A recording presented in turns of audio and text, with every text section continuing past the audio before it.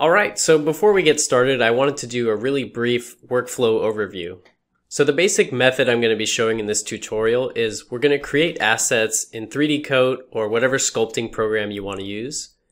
Then we're going to use a 3D program like Modo to find our composition, set up lighting, and reuse that asset as much as we can. Once we get a shot we like, we're going to bring it to life in Photoshop. So we're going to enhance the lighting. We're really going to push the depth. We're going to add extra details like the buildings in the background, for instance. And it's really going to take this from a simple render to a finished sketch. And I really love this method. I use this a lot for clients. It's a really quick turnaround to making an idea seem fleshed out enough that a director could understand what they're looking at. So I just wanted to show you the model in 3D Coat that I used. This is all done using the Pose tool and a little bit of the Build tool for the small window details. So it's all just one piece, reused, squashed, stretched, all over the place. So now we're in Modo and I've just used the same piece multiple times. I've shrank it down a few times to make some gates in the entryway. I duplicated it on itself for this main structure so that it looks a little bit cooler, a little bit different than the rest of the pieces. But by using the same pieces over and over again, I feel like it has this really cool consistency and it looks like it's all part of the same culture. I modeled a simple ramp in the foreground there, and these cubes floating in the sky allow me to control the lighting. And that's something I always try to keep in mind. I'm always trying to design my light to highlight the point of interest. So whatever the focal point is, I want to make sure that the light is hitting that area and the way that it's hitting that area is kind of interesting. It's not even, it's not flat. There's something dynamic about the shape of the light itself that's really interesting. So I wanted to talk more about why I chose this shot. I really wanted to have a shot where we got this grand feeling where we were looking up at this gigantic temple and we as the viewer felt small. So I knew for sure I wanted to do a low angle or maybe something even below eye level so it really feels epic. When our camera is placed low, we as the viewer feel tiny. We feel insignificant when we're looking at this big thing. If I was kind of above it, it might look cool, but it could also end up feeling like we're looking at this miniature castle. And doing something like that really wouldn't feel so grand. And I could have done a shot more like this where we're down the center, but I did feel like the perspective was a little bit too flat. There really wasn't a lot of depth to this, and it didn't feel as interesting as turning the camera slightly like this. You'll also notice too, the way that I laid out the shapes, I have a really strong sense of small, medium, and large shapes. So I have this large temple on the right, kind of acting as a composition blocker and stopping our eye from looking over there. Our main temple is the medium shape, and then I have these little towers and the tower in the background. Those are my small shapes. Another simple way to think about composition is thinking of your shot as big cards, so different layers. You have your foreground, middle ground, and background layers, and you can have layers in between that as well. But as much as I can, I try to divide the painting like this, so it's very clear separation. With the little towers sitting in front of the main temple, it creates a really nice overlap.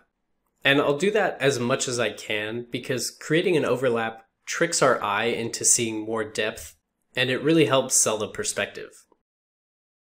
So here I put a rule of thirds grid on the piece, and this is just to show you that basic idea that whenever possible, I'll try to put my focal point on the left third or the right third.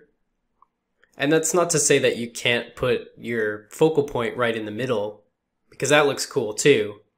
I might do a centered shot if I wanted something to feel very regal and important and very orderly. There really isn't like a hard rule, don't put your shot centered like that. It really is just, if it suits the story of the image and it makes sense, put it in the center. Most of the time I'm just trying to do something with a little bit more dynamic camera angle, so that's why I don't do centered shots normally, but I have done them before. So in addition to us having small, medium, and large main shapes, I also wanted to point out that the negative spaces have to be considered too. So you can see here the gaps between those main forms are also small, medium, and large shapes. Everything small, medium, and large. And the way I think about composition is every element needs to some way point to the focal point. So this ramp points directly to the gate. The shape on the right swoops down. All the rocks are painted in a way that they point back towards the building. Every element in some way is designed to make you push in and look at that main focal temple. These shapes as well act as composition blockers, so they're going to stop our eye from looking off the page. So if these buildings in the background weren't here, it would be really noticeable that there's this big contrasty area of sky. So we need something there to block the view a little bit.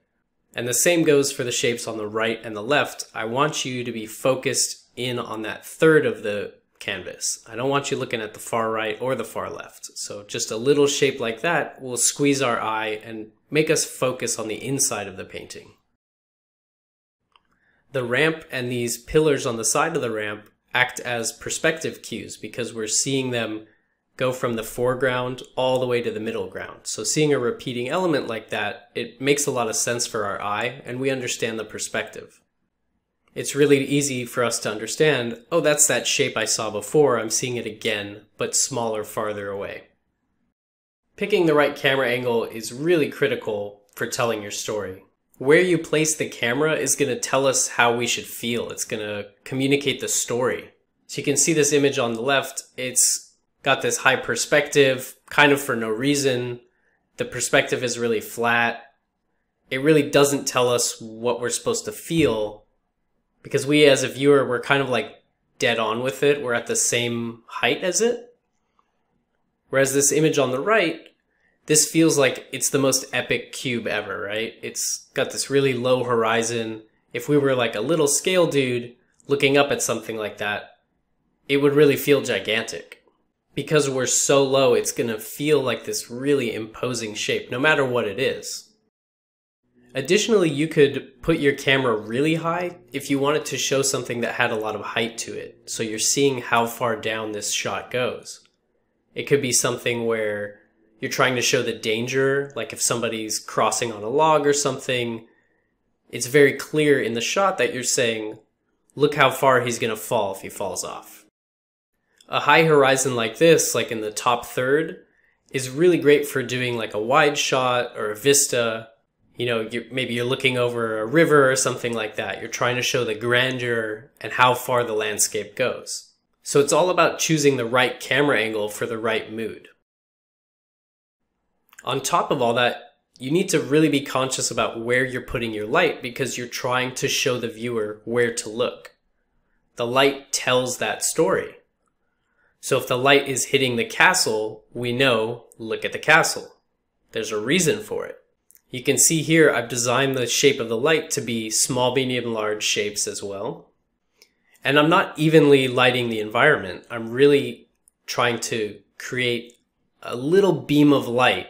It's not everywhere, it's not in the foreground here, it's just where I want you to look. So it's this little sliver of light running through the canvas, and it's just highlighting all the things that I think are important.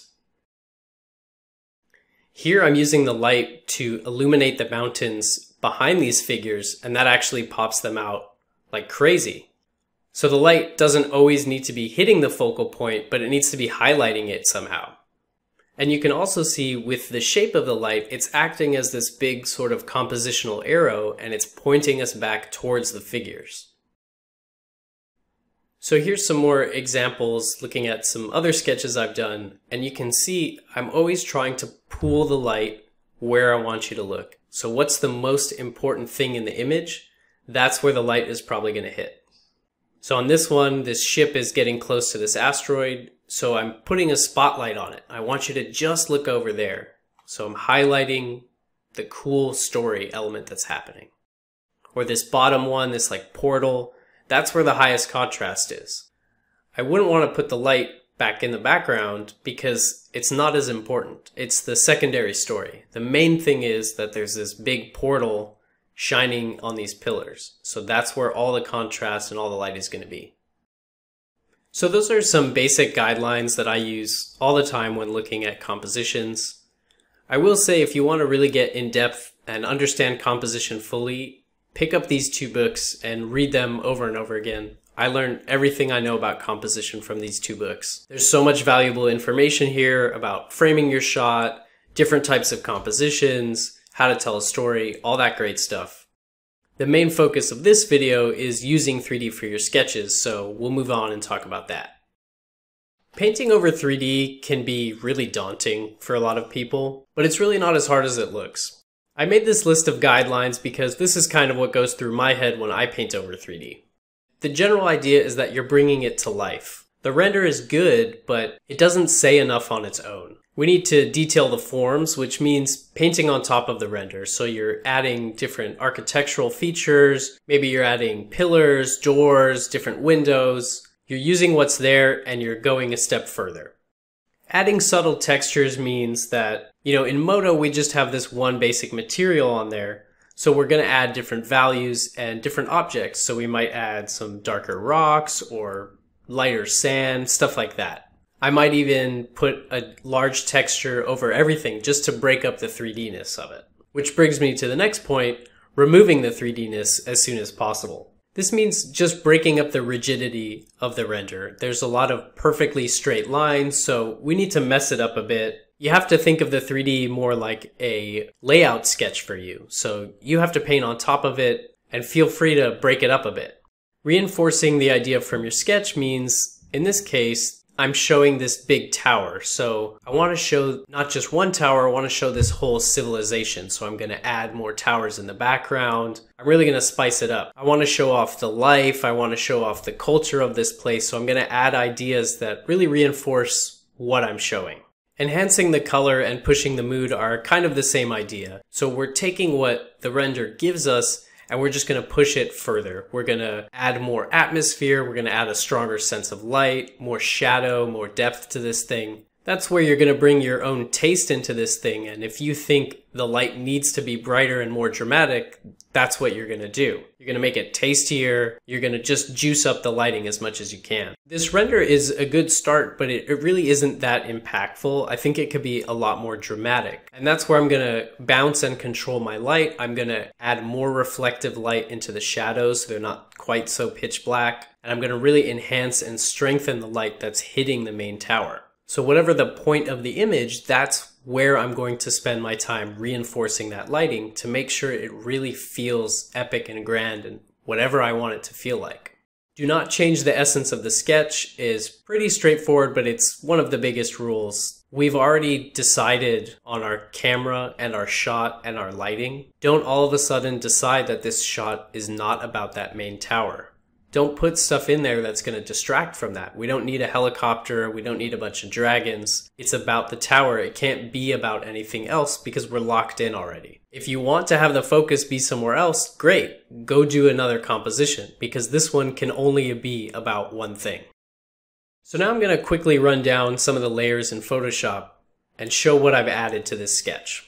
The first thing I usually do is tone down the background. So I'll bring this closer to a medium value and darken everything because the bright white is way too distracting. So I'll just rough in some clouds, something like that. Next, I added these buildings behind here because they really continue to tell the story of the civilization.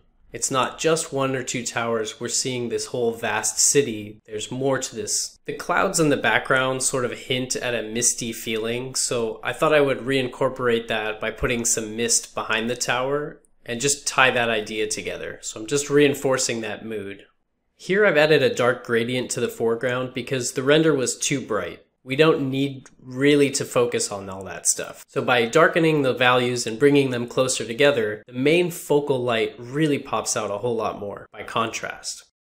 Next, I separated everything by adding some more fog. So right after the foreground, I lightened everything up a little bit to push it further away. This small tower on the left was getting some strong light, but when you squint your eyes at it, it's really hard to see what's going on. So I just faked it. I darkened the light a bit so that the silhouette of the tower pops out now, and you can see what's going on. Here in the foreground, everything was a little bit too dark, so I just brightened up the values there. In reality, light bounces around a lot. It's not just going to be pitch black in the shadows. To help tie everything together, I added these rocks at the bottom. So it's kind of like everything is emerging out of this stone. And it's cool because now we have a different value to play with. We have different materials. And there's a different kind of shape language now. It's a bit more organic to contrast against all the hard angles of the architecture. I added this huge dark shape to the main tower because I felt like the focus was not that cool. It needed something to break it up from the rest of the shapes, something a little bit different and special. So I thought it would be cool if it was just this one big badass opening. And now we see little versions of those openings everywhere else, so it kind of makes sense and it ties it together. I also added some small details, little trims to the gate. If I was doing this in color, it could be a different texture, a different material. And as much as I can, I'll try to put a little foreground figure so we understand what the human scale is. Finally, I reinforced the dark area in the foreground by just adding another dark gradient. I really don't want you to look on the bottom right, so I'm just softening the values, darkening them, and that'll help you not look at them as much. So that's a basic overview of what we'll be doing. Let's get started.